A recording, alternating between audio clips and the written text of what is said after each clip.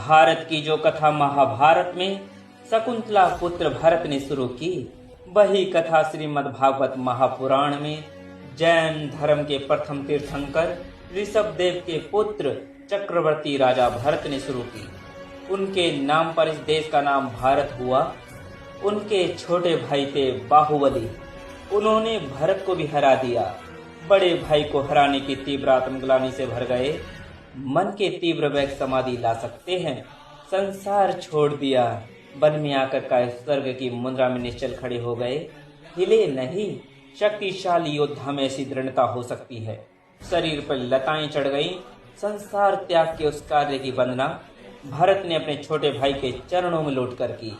भारत ने हमेशा ही त्याग और तपस्या की आरती उतारी है।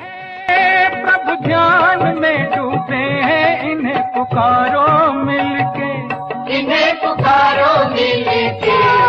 श्री बाहुबली की आरती उतारो मिलके, श्री बाहुबली की आरती उतारो मिलके।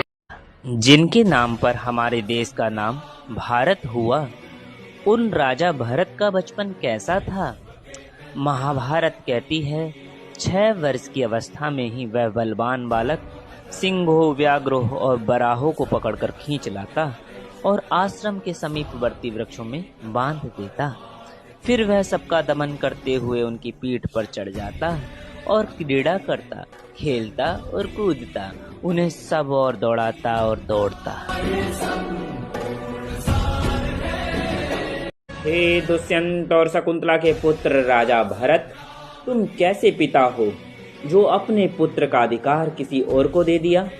मैं एक ऐसा पिता हूँ जो पिता के साथ साथ एक राजा भी है, और राजा का कोई परिवार नहीं होता, उसकी प्रजा ही उसका परिवार होती है। प्रजा को एक योग्य राजा चाहिए, और मेरे पुत्र उतने योग्य नहीं जितना यह भारद्वाज भूमन्यु है। तो क्या हुआ, यह मेरा पुत्र नहीं है, पर यह मेरी प्रजा में ही से है, फिर भी मेरा पुत्र ही है।